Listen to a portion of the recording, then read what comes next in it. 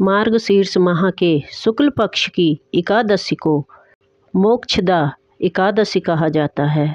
इसका अर्थ है मोक्ष प्रदान करने वाली एकादशी। मोक्षदा एकादशी का हिंदू शास्त्रों में विशेष महत्व है। कहते हैं मोक्षदा एकादशी का व्रत करने से व्यक्ति को मोक्ष की प्राप्ति होती है। साथ ही इस एकादशी का व्रत करने से पितरों को भी पुण्य मिलता है। लेकिन मोक्षदा एकादशी का व्रत या उसकी कथा के बिना अधूरा रह जाता है। तो आइए सुनते हैं मोक्षदा एकादशी की व्रत कथा। एक बार श्री भगवान विष्णु से युधिष्ठिर बोले, हे देवेश्वर, मैं आपसे जानना चाहता हूँ कि मार्गशीर्ष के मास के शुक्ल पक्ष में जो एकादशी आती है उसका नाम क्या है, कौन कौन सी विधि है तथा उनमें किस देवता का पूजन किया जाता है। हे प्रभु, मुझे विस्तार से बताइए।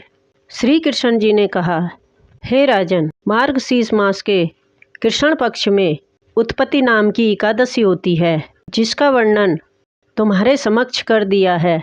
तुम्हारे समक्ष अब शुक्ल पक्ष की एकादशी का वर्णन करूँगा, जिसके सुनने मात्र से ही कई यज्ञ का फल मिलता है। उसका नाम है मोक्षा एकादशी, जो सब पापों का अपहरण करने वाली है। राजन, उस दिन श्रद्धा भक्ति से तुलसी की मंजरी तथा धूप दीप आदि से भगवान दामोदर का पूजन करना चाहिए। दशमी और एकादशी के नियम का पालन करना उचित है। मोक्षा एकादशी बड़े बड़े पापों का नाश करने वाली है। उस दिन रात में श्री हरि की प्रसन्नता के लिए नृत्य गीत और स्तुति के द्वारा जागरण करना चाहिए। जिसके पितृ पाप के कारण नीच योनि में पड़े हों, वे इसका पुण्य दान करने से मोक्ष को प्राप्त होते हैं। इसमें जरा भी संदेह नहीं है। पहले समय की बात है, वैष्णव से विभूषित परम रमणीय चंपक नगर में वैखानस नामक राजा रहते थे। वे अपनी प्रजा का पुत्र की भांति पालन करते थे।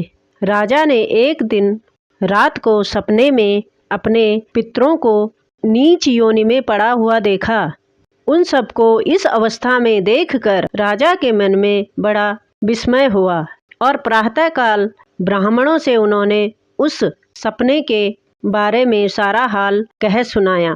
राजा बोले, ब्राह्मणगण, मैंने अपने पितरों को नरक में देखा है। वे बार बार रोते हुए मुझसे कह रहे थे कि तुम हमारे तनुज हो, इस नरक समुद्र से हम लोगों का उद्धार करो। द्विजवरों, इस रूप में मुझे पितरों के दर्शन हुए। क्या करूं? इससे मुझे चैन नहीं मिलता। मुझे बड़ी बेचैनी हो रही है। कहाँ जाऊं? मेरा हृदय पसीजा जा रहा है। द्विजोत्तमों, ब्राह्मण गणों, वह व्रत, वह तप और वह योग बताइए जिससे मेरे पूर्वज तत्काल नरक से छुटकारा पा सके। मुझे बताने की कृपा करें। मुझ बलवान एवं साहसी पुत्र के जीते जी मेरे माता पिता घोर नरक में पड़े हैं, अतः ऐसे पुत्र से क्या लाभ। ब्राह्मण बोले, हे राजन, यहाँ से निकट ही पर्वत मुनि का महान आश्रम है। वे भूत और भविष्य के ज्ञाता है। हे राजन, आप उन्हीं के पास चले जाइए।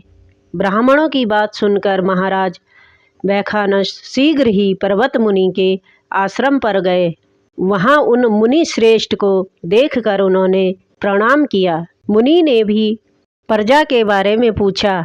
राजा बोले, स्वामी, आपकी कृपा से मेरे राज्य में सब कुशल मंगल है, किंतु मैंने सपने में देखा है कि मेरे पितृ नरक में पड़े हैं।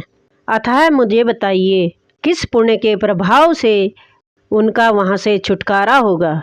राजा की यह बात सुनकर मुनि श्रेष्ठ पर्वत एक ध्यान मुद्रा में रहे। इसके बाद वे राजा से बोले, महाराज, मार्ग शीर्ष मास के शुक्ल पक्ष की जो मोक्षा एकादशी होती है, तुम सब लोग उसका व्रत करो और उसका पुण्य पितरों को दे डालो। उस पुण्य के प्रभाव से उनका नरक से उद्धार हो जाएगा। भगवान श्री कृष्ण कहते हैं, युधिष्ठिर, मुनि की यह बात सुनकर राजा पुनः अपने घर लौट आए। जब मार्गशीर्ष मास आया तब राजा वैखानस ने मुनि के कथा अनुसार मोक्षा एकादशी का व्रत करके उसका पुण्य समस्त पितरों सहित पिता को दे दिया। जय श्री कृष्ण।